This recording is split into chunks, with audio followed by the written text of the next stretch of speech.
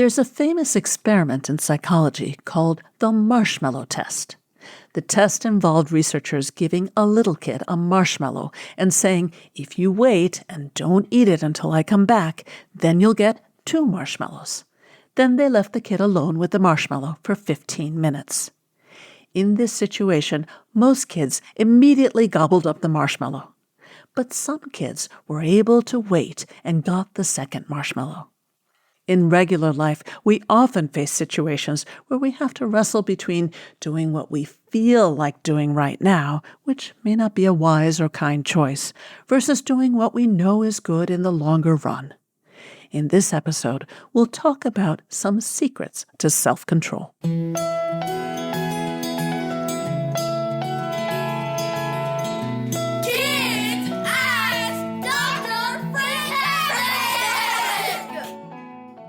Hi there, I'm Dr. Eileen Kennedy-Moore, also known as Dr. Friendtastic.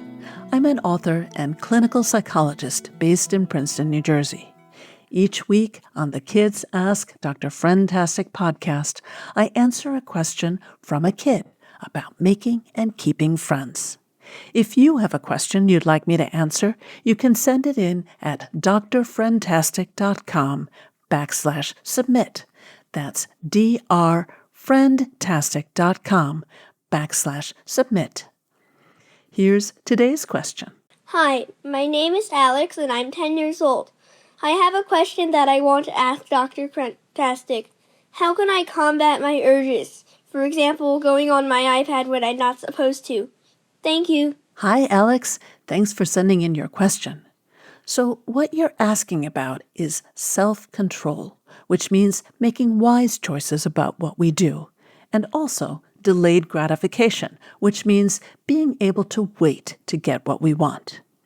You're talking about these topics in terms of your iPad, but they're also very relevant for friendship.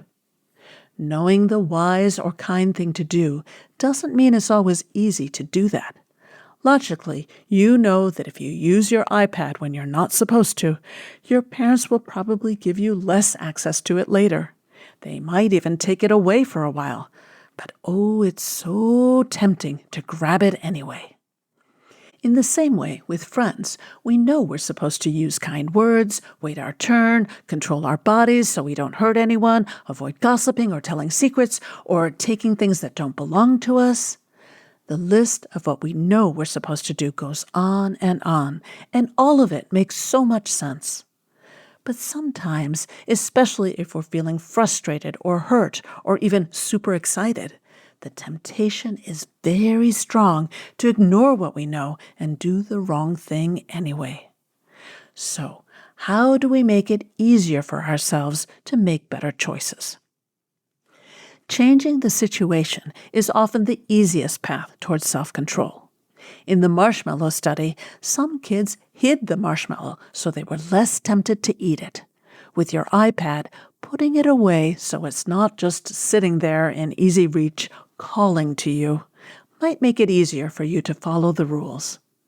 With friends, hanging out with kids who bring out the best, not the worst in you, could make it easier to be your best self. So, if you tend to get in trouble for talking when you sit next to a certain kid, or you often get angry when you play with a certain group because they tease you, you might have an easier time if you choose to be with someone else. It's usually easier to replace a behavior than to stop it.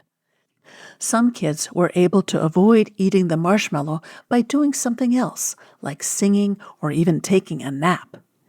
If you know you shouldn't be on your iPad at a certain time, what could you do instead? Maybe build something with Legos, or go outside, or find someone to play with. If you find a fun activity to do, you won't even be thinking about the iPad. What about with friends? Well, let's say you have a hard time staying calm when you get out in games of Gaga Ball. Maybe you could find something else to play for a while, until you think you're ready to handle that. Or suppose kids get mad at you and keep telling you to stop tapping your pencil or whistling. What could you do instead? Maybe you could draw with your pencil or count your teeth with your tongue. A third strategy that can help with self-control is self-talk. Self-talk is our inner voice, our thoughts about ourselves and what's going on around us. So, when you're tempted to use the iPad, but you know you shouldn't, you could think about why you want to follow the rules and what will happen if you don't. You could also give yourself a little pep talk, reminding yourself that you can do hard things, or that it won't be too long until you can use the iPad. You might want to make your self-talk more visible by writing what you want to do and your reasons for doing it on a little note and sticking it somewhere you'll see it to remind you to do the right thing.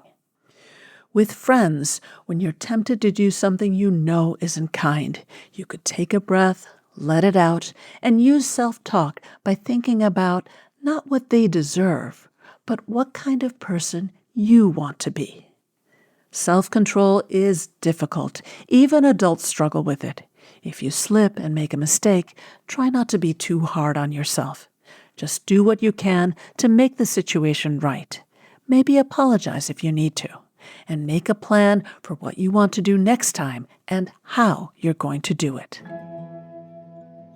This has been Kids Ask Dr. Friendtastic. You can learn even more about friendship through my funny and practical books for kids. Growing Friendships, a kid's guide to making and keeping friends, and Growing Feelings, a kid's guide to dealing with emotions about friends and other kids. They're available through your library or wherever you buy books.